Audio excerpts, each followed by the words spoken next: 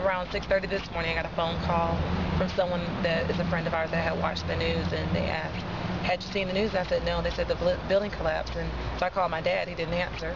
So then I called the next person, which was my brother, because I have a brother, two brothers, and a nephew that works there.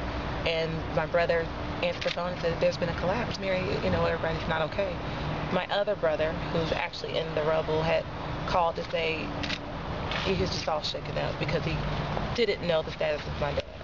So you had your father and brother? Father, two brothers, and a nephew. All inside that building? Yeah. All of them and your... My father, when the building collapsed, he didn't collapse with the building. He fell off the 5th floor. And that, when the rubble, when the building started to collapse, my nephew was all on the 5th floor, but they somehow tried to grab onto things and couldn't.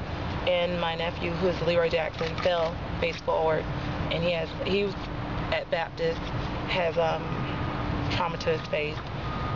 My other brother, he was at St. Vincent.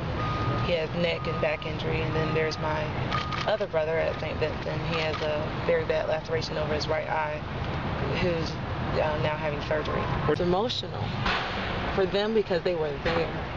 And when my nephew fell, he fell near my dad and he reached out his hand and said,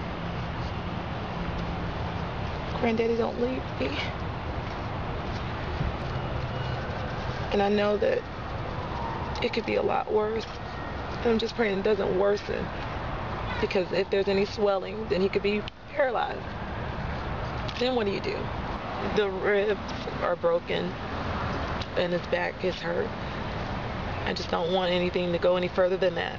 Just want it to stay right there and don't go any further. Just be better.